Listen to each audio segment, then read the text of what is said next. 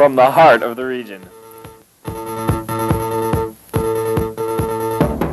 The King Philip Video Club, in conjunction with Massachusetts Cablevision and local access corporations, present the King Philip Newsline, operated and reported by the students of King Philip, bringing you the sports and issues that affect you and your community. And now, from the Norfolk Access Studio, the King Philip Newsline. Good evening and welcome to this edition of the King Philip Newsline. I'm Fred Herbert. And I'm Audra Ayotte. On tonight's local news, we have a story about a possible budget cut at the King Philip Regional High School and a story on the possible Norfolk commuter parking lot. We've also got the Man on the Street segment this evening. We're dealing with Gary Hart's scandal. And I'm Holly, and tonight we'll be talking about a lot of rainouts this week and a couple of games. Good evening. I'm Matthew Lazar. I'll be bringing you the weekend weather preview. Please stay tuned. Children believe what their parents tell them. You're pathetic. You can't do anything right. You disgust me. Just shut up. You can't be my kid. You're worthless. Hey, stupid, don't you know how to listen? You're never going to amount to anything. Why don't you go find some other place to live? Words hit as hard as a fist. Stop and listen to what you're saying. You might not believe your ears. I wish you were never born. Take time out. Don't take it out on your kid.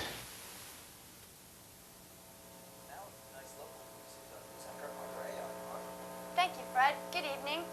King Philip Regional High School is facing a budget cut that could lead to a staff reduction. 12 positions, including 5 tenured teachers, may be cut from the King Philip Regional School District staff to offset an anticipated budget cut. School officials will fight cutbacks on the town meeting floor this month.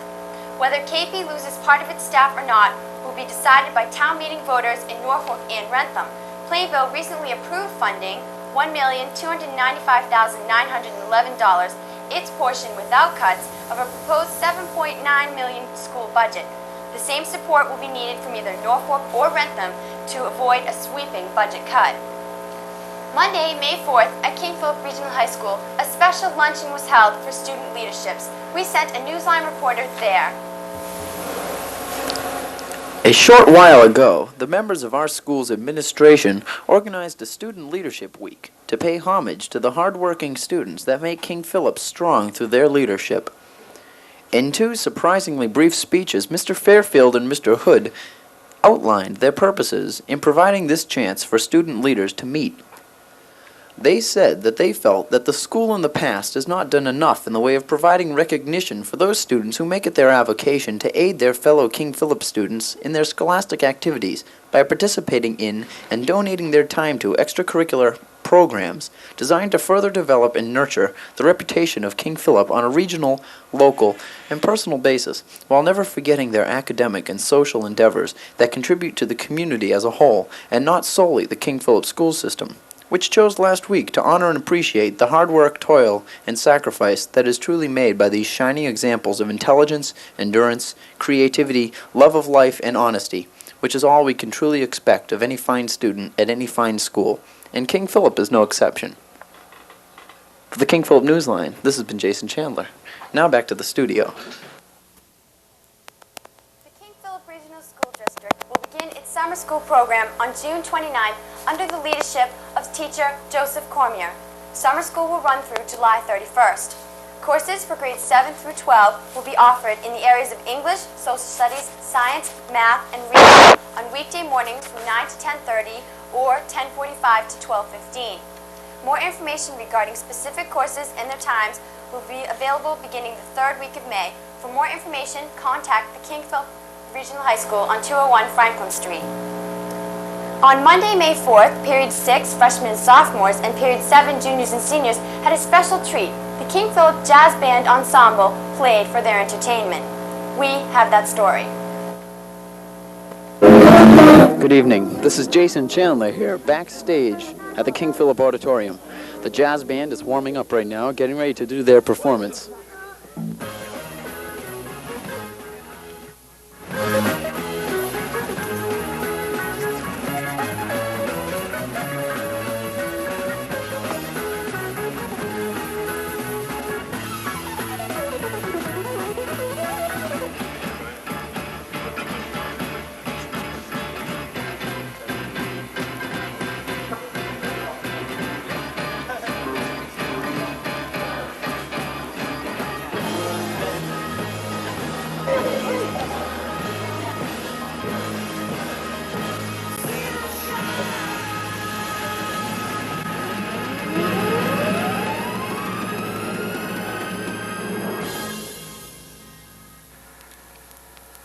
Philip Jazz Ensemble has been at large on the Wrentham scene for quite a few years now. The Peter Gunn, Wind Machine, Lazy Bird, and many other jazz and bebop classics. They play for school and local functions. Now, back to the main gig. Bro?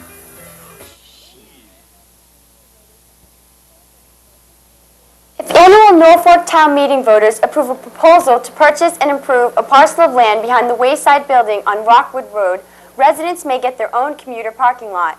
The proposal would provide approximately 60 Norfolk-only commuter parking spaces. According to Article 25 of the May 19 annual town meeting warrant, the Board of Selectmen is seeking approval to purchase a 13,068 square foot parcel of land formerly known as the Old Creamery property, to be used by residents of Norfolk for commuter parking. In addition, the Board of Selectmen is seeking a sum of money to regrade the road leading into the property and to repave the parking area.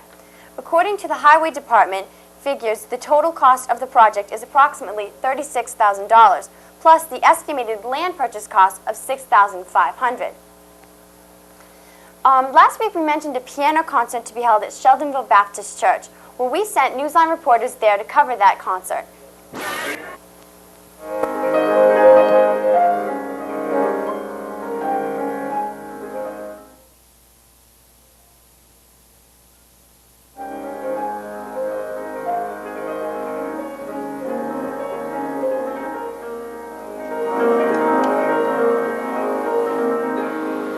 Last Sunday afternoon, concert pianist Brian McGurl visited the Sheldonville Baptist Church to present a stirring musical program called Classics from Romantic to Ragtime.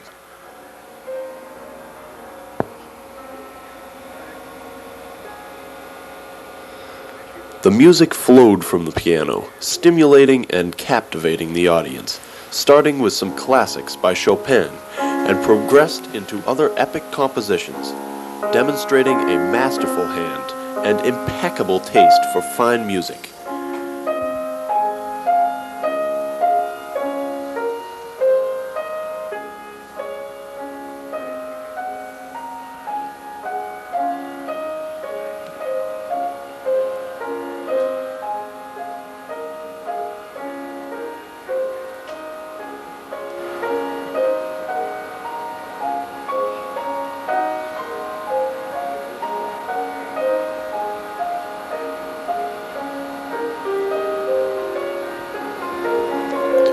For the King Philip Newsline, this has been Tavis Morse. Now, back to the studio. King Philip students are holding two fundraising events this Saturday, May 9th. The marching band, concert band, and jazz ensemble students will be holding a car wash behind the Wrentham Fire Department from 9 a.m. to 2 p.m. Proceeds will help fund their trip to Florida next April to take part in the music festival. The Sports Boosters Club is sponsoring its spring bottle and can drive from 10 a.m. to 2 p.m. All student athletes will go door-to-door in Wrentham, Norfolk, and Plainville. This past Saturday, May 2nd, the National Honor Society held a car wash to raise money for their National Honor Society book scholarships given to National Honor Society students. On Saturday, May 3rd, the King Philip chapter of the National Honor Society held a fundraising car wash from 10 o'clock to 2 p.m. Many enthusiastic honors students participated in the sunny, wet fun that comes when you mix good friends, sunny days, lots of water, and good hard work. Cars were always available, as many passers-by pulled in to take advantage of the students' fundraiser. The money made that day was put toward other important Honor Society functions. For the King Philip Newsline, this has been Tavis Morse. Now, back to the studio. That wraps things up for tonight. Now back to Fred. Thank you, Audra. Now we've got an interview with one presidential candidate, Neil Kavanaugh, who is running for the presidential selection in the recent King Philip elections.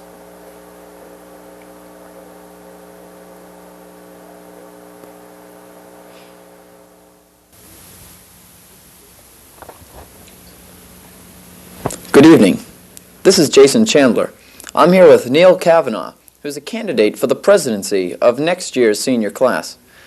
Neil, what do you think at this moment? The results aren't in yet, but the vote has already taken place. Are you nervous right now about the outcome of this election?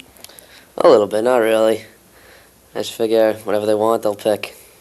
So you're pretty relaxed about whether you win or not. You're not very interested in what's going to happen. Is that it, or are? No, I'm concerned. I just haven't really been thinking about it that much today. Just figured nothing I could do until the end of the day when I find out, right? Yeah. So, who do you think is your strongest opponent? I mean, you have quite a few opponents. Do you know who you think is the strongest opponent you have? I think pretty much any of them could win. The weakest is probably James Frizzell, but I think any of the other four could win. And what made you decide to run for the presidency next year? Was it something your friends said, or is it something you've always wanted to do? What is it? I just figured, next year's senior year and everything, and things that I wanted. I wanted to make sure that they were heard. I figured the best way was to be class president. I could pretty much control, have at least a good say in what I wanted to do.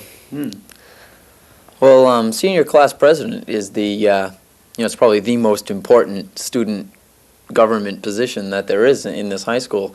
Do you think that that you need any special qualities to have that post? I think if you just have an open ear and just work for the best of the whole class and not just a certain crowd or so, and just keep your mind open, listen to ideas. Is there anything in particular that you've decided that you're going to try to fix next year if you're able to do it? No, I just figure I'll go in there and take things as they come. And what do you think, realistically, what do you think your chances are of winning this election? I think they're pretty good. I'm not going to get overconfident, but I think there's a lot of people out there to vote for me. Well, thanks an awful lot for coming in here, Neil. No problem. Now back to the studio. Unfortunately for Neil, Douglas Berry was the presidential winner. For Vice President, Jennifer Masterson. For Secretary, Jill Carlson. Treasurer was Thomas Moore. The Student Council winners, Alicia Calzaretta, Stacy Latham, Amy Mullen, Jason Romsey, and Eric Spink. For the Student Advisory Council, Barbara Burkbeck. Now with this week's Man on the Street segment, we sent a Newsline reporter to Wrentham and Norfolk centers to find out what the people thought of Gary Hart's situation. This is Fred Herter here in Wrentham Center, where we're asking people what they think. Excuse me, sir, what do you think about the Gary Hart issue? Well, I think the man has a right to fool around if he wants to. It's only him and his wife's business. And what about the media coverage of the issue? I believe they should not pry into his personal life. Well, I think he should be left alone because that's a personal matter of his. So you feel the media had no right to invade his privacy? Yeah. Okay. As far as I'm concerned, whatever he does on his own time is his business. So you feel the media had no right invading his privacy like that? I think anyone running for a political office like that is going to attract a lot of attention, and I think that's the only reason it was brought out in the open. I think he did it. And the media coverage? I think that they're just making it. I don't know. I think they're publicizing it too much. I think it's ridiculous making such a big deal out of him seeing an actress like that. I believe what he says to be true. So you think the media had no right invading his privacy? I think so.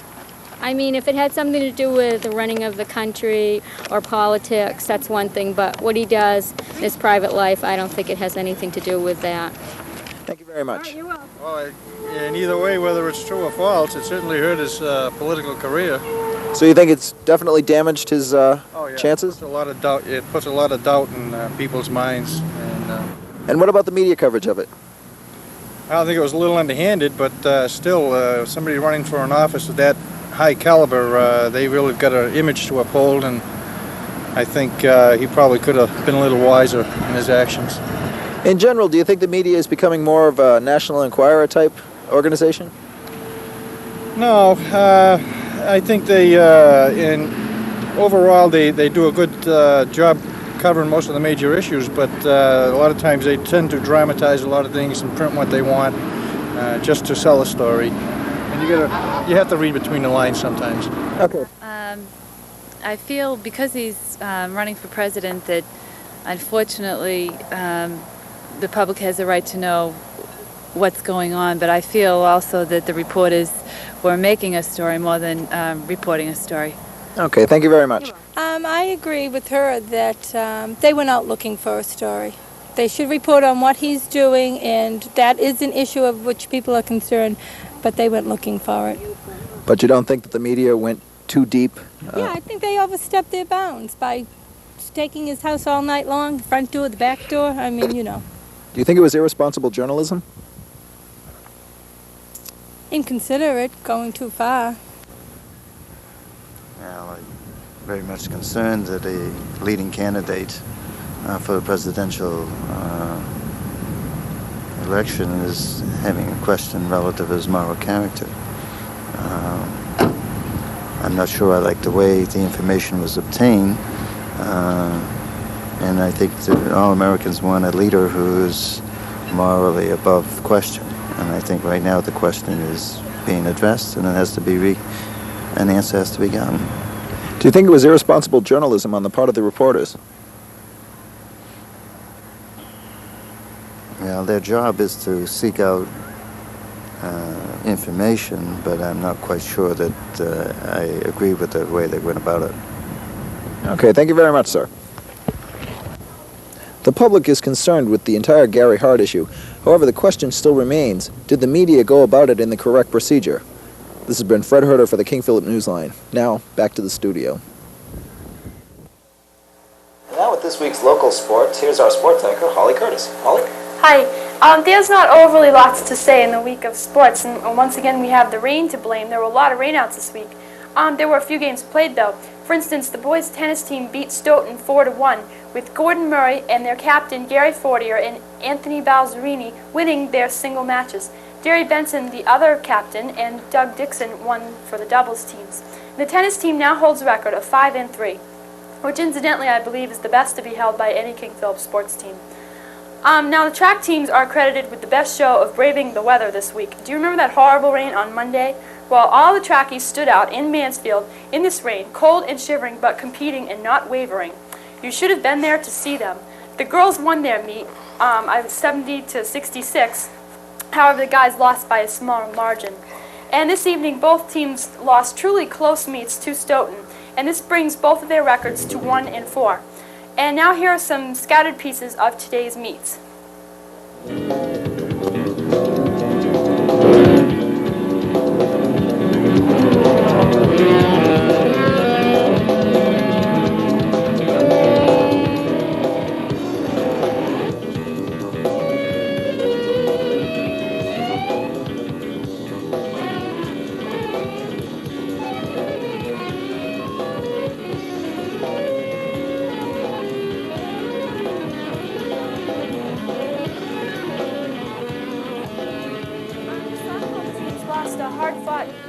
Game to Stoughton 7-2, with Carrie Palace throwing some really hard pitches. But what you're seeing here is tonight's game against Foxborough, and that was Lisa Kuda out there who caught that ball. She did a really good job.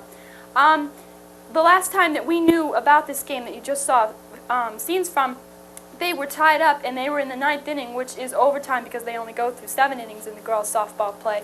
So we don't know the final score, but we hope that they won, of course.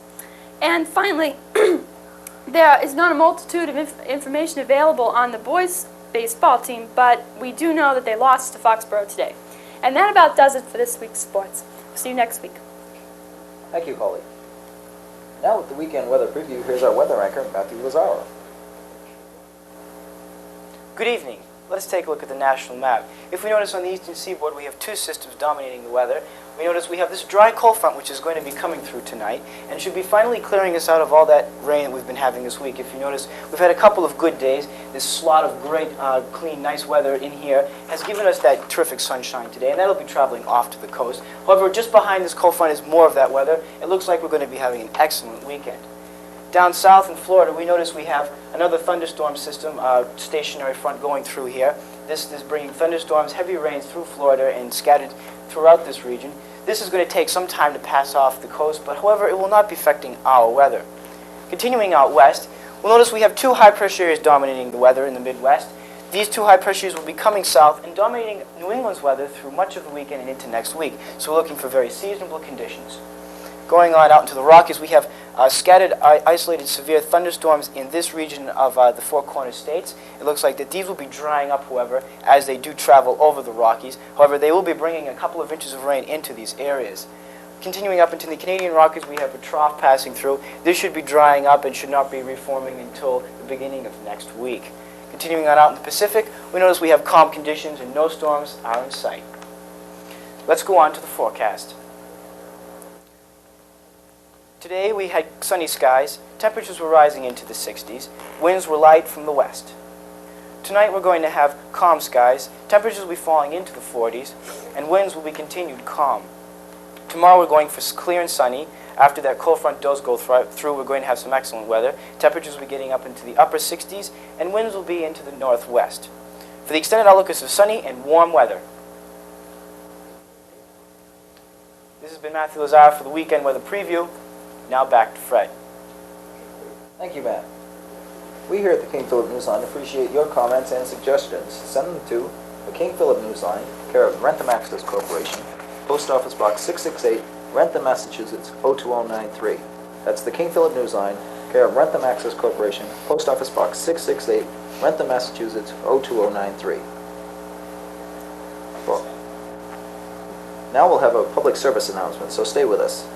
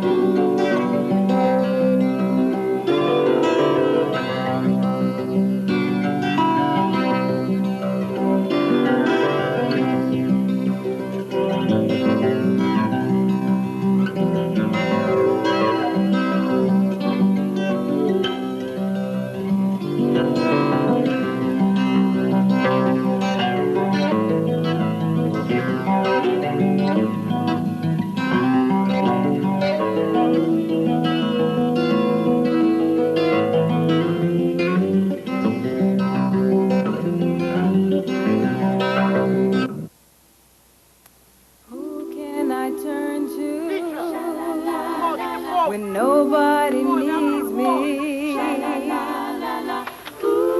The Urban League gives pregnant teens and their babies hope for a better future.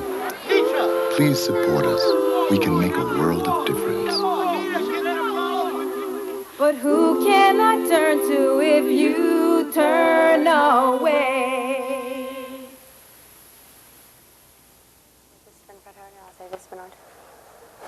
For Audra Ayotte, Holly Curtis, and Matthew Lazara, I'm Fred Herter. Good night.